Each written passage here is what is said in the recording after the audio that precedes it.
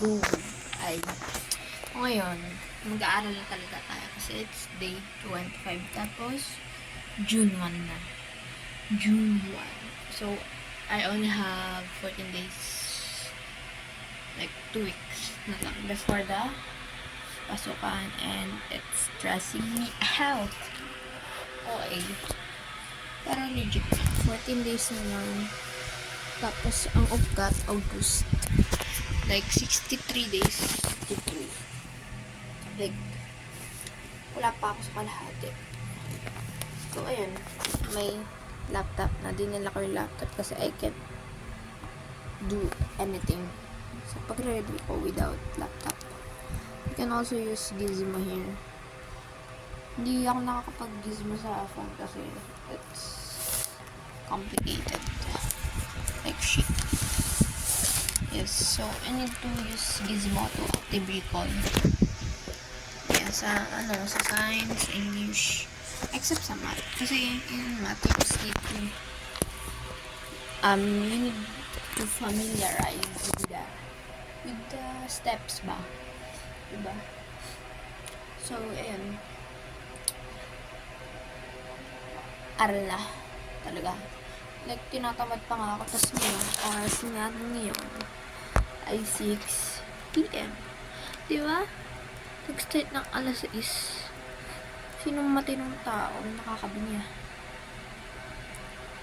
Tapos, ano pa ba? Baka isang subject lang yung magagawa ko today because as I have said, it's already 6 p.m. and wala pa rin ako ligo.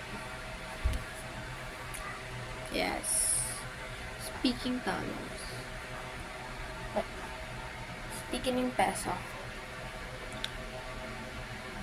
Wavy ng buhok ko na rin. Pag magbukas ng laptop, open sesame oil. Tagal, like, bro.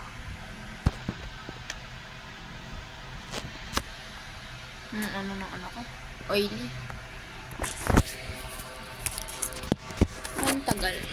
Guys, we just need to wait for this to open. Why this shit won't open? So guys, pause ko lang. Magic yan ulit. Open sesame.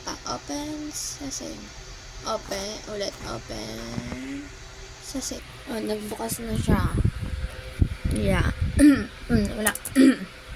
Lobat siya, pero nasa 20%. IDKY. So, took so long to open.